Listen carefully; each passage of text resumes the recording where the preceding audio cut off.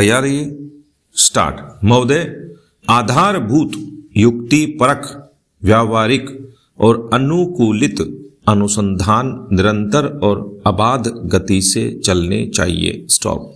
नीतिगत प्रश्नों को सुलझाने के लिए अधिक अनुसंधान प्रयासों की आवश्यकता होगी, क्योंकि अंततः इन्हीं के आधार पर उत्पादन प्रणालियों को अपेक्षित स्थायित्व मिल पाएगा। प्रथम पंक्ति में आने के लिए भारतीय कृषि अनुसंधान को श्रेष्ठता के केंद्रों और कृषि तथा संबंधित क्षेत्रों में अंतर्राष्ट्रीय केंद्रों के साथ औपचारिक और अनौपचारिक बंधनों को मजबूत बनाना होगा। स्टॉप।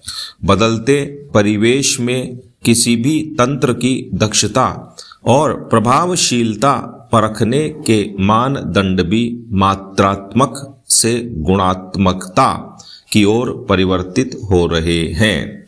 अंतिम विश्लेषण में हम यही पाते हैं कि किसी भी वैज्ञानिक संगठन की सामर्थ्य अब भौतिक साधनों से नहीं आंकी जाएगी, बल्कि उसके निष्पादन पर आधारित होगी।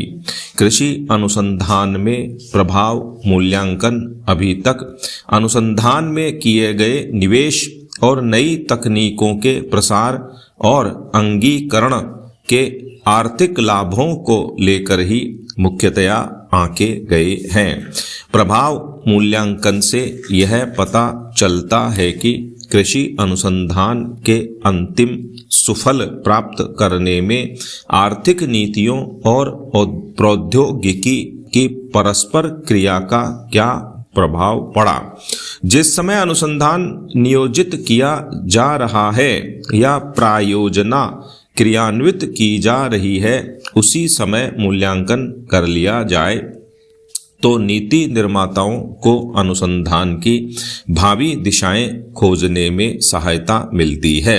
अतः इस बात की तीव्र आवश्यकता है कि राष्ट्रीय कृषि अनुसंधान प्रणाली में उसकी क्षमताओं को आंकने के लिए आंतरिक समीक्षा का कार्यक्रम चलाया जाए, ताकि प्रभाव मूल्यांकन की अंतर्निहित व्यवस्था मजबूत बने।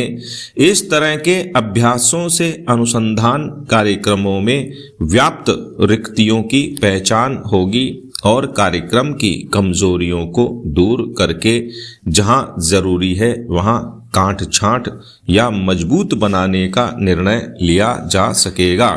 इसके साथ ही उपलब्धियों और बाधाओं का सही विवेचन करने तथा खेतों तक पहुंचाने के लिए तैयार तकनीकों को पहचानने में मदद मिलेगी। Stop para. कृषि के फलस्वरूप आए व्यापक परिवर्तन का प्रभाव बहुत स्पष्ट है। जैसे कि सन 1961 में प्रति व्यक्ति खाद्यान्न की कुल उपलब्धता 468 ग्राम थी, जो कि 55 साल बाद सन 2001 में 40% बढ़कर 2 किलो प्रति व्यक्ति प्रतिदिन हो गई। स्टॉप। 101 करोड़ की आबादी को देखते हुए यह उपलब्धि थोड़ी नहीं है। भूख और खपत के बीच की असमता को समाप्त करना।